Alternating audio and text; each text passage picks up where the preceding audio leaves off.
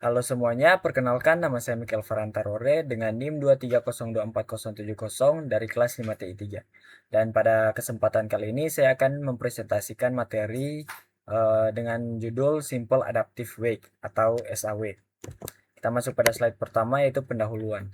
Jadi SAW ini merupakan sebuah metode pengambilan keputusan yang menggunakan pembobotan adaptif. Metode ini dirancang khusus untuk mengevaluasi berbagai alternatif berdasarkan sekumpulan kriteria yang banyak. Keunikan dari SAW itu adalah bobot kriteria dapat diubah atau diadaptasi sesuai dengan kebutuhan. Dan hasil akhir dari perhitungan ini adalah nilai terbaik dan penentuan peringkat atau ranking untuk setiap alternatif.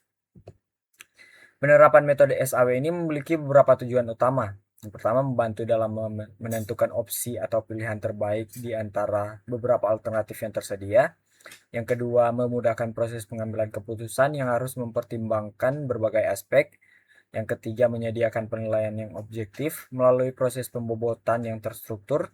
Dan yang terakhir, menghasilkan rekomendasi keputusan yang lebih akurat dan fleksibel. Untuk menerapkan metode SAW, langkah-langkah berikut ini harus diikuti secara berurutan. Langkah pertama itu menentukan alternatif, jadi identifikasi semua pilihan yang akan dievaluasi. Yang kedua itu tentukan kriteria dan bobot. Jadi tetapkan kriteria penilaian dan bobot relatifnya. Yang ketiga susun tabel keputusan, itu buat matriks yang berisi nilai alternatif terhadap setiap kriteria. Yang keempat, normalisasi data, yaitu transformasi nilai pada tabel keputusan ke dalam skala yang seragam. Kelima, hitung nilai akhir, yaitu lakukan perhitungan nilai akhir untuk setiap alternatif. Dan yang terakhir, tentukan ranking, urutkan alternatif berdasarkan nilai akhir yang diperoleh. Untuk rumus adaptive wake itu, nilai akhir setiap alternatif atau VI dihitung dengan menjumlahkan hasil perkalian antara bobot kriteria dan nilai yang telah dinormalisasi. Rumus utama SAW itu VI sama dengan sigma N J sama dengan 1 WJ kali R IJ. Jadi VI itu nilai akhir untuk alternatif ke I. WJ itu bobot kriteria ke J dan RIJ itu merupakan nilai dari alternatif ke I pada kriteria ke J yang sudah dinormalisasi. Untuk normalisasi adalah proses penting yang berfungsi untuk menyamakan skala penilaian agar semua kriteria dapat dibandingkan secara adil. Rumus normalisasi dibagi berdasarkan jenis kriteria. Yang pertama kriteria benefit, yaitu semakin besar nilainya, semakin baik. Jadi untuk kriteria benefit, rumusnya RIJ sama dengan XIJ dikali X max. Lalu untuk kriteria cost atau semakin kecil nilainya, yaitu semakin baik, rumusnya RIJ sama dengan X min dibagi XIJ. Ini untuk contoh kasus pemilihan smartphone terbaik. Di sini kriterianya ada harga, kamera, RAM, dan baterai. Jenisnya untuk harga jenisnya cost, bobotnya 35%. Untuk kamera jenisnya benefit, bobotnya 30%. RAM jenisnya benefit dan bobot 30%. Dan baterai jenisnya benefit dan bobotnya 15%. Alternatifnya itu A1 sama dengan Samsung, A2 sama dengan Xiaomi, dan A3 sama dengan Vivo. Untuk alternatif ada harga, kamera, RAM, dan baterai. Untuk A1 yaitu Samsung 4 juta, harganya kameranya 50 pixel, RAM-nya 6 GB, dan baterainya 5000 mAh.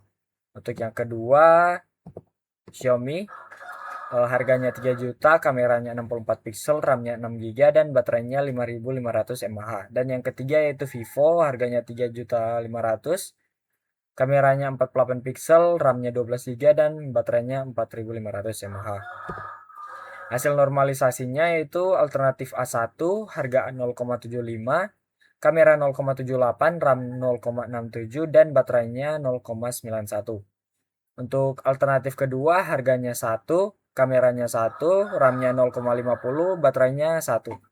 Dan yang ketiga, harganya 0,86, kameranya 0,75, RAM-nya 1, dan baterainya 0,82. Nilai akhir dan ranking dihitung menggunakan rumus yang disederhanakan. Jadi V sama dengan 0,35H ditambah 0,30K ditambah 0,20R ditambah 0,15B.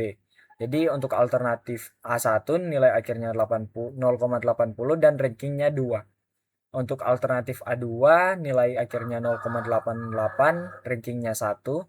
Dan untuk alternatif A3 nilai akhirnya 0,85, rankingnya 3. Jadi berdasarkan hasil perhitungan nilai alternatif terbaik eh, ada pada alternatif ke A2 yaitu Xiaomi. Jadi untuk kelebihan dan kekurangan dari SAW, yang pertama itu kelebihannya, metode perhitungannya tergolong mudah, hasil akhir yang jelas berupa peringkat atau ranking, dan bobot kriteria dapat disesuaikan dengan kondisi atau preferensi yang ada. Untuk kekurangannya sendiri yaitu membutuhkan proses normalisasi data yang terpisah, hasil keputusan sangat bergantung pada penentuan bobot kriteria, dan yang terakhir kurang optimal jika digunakan untuk proses data dalam jumlah yang besar.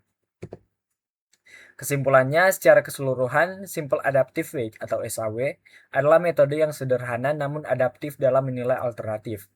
Dengan penerapan normalisasi dan penentuan bobot yang tepat, SAW mampu memberikan dukungan dalam menghasilkan keputusan terbaik. Nah, sekian presentasi dari saya. Jika ada salah kata mohon dimaafkan. Terima kasih.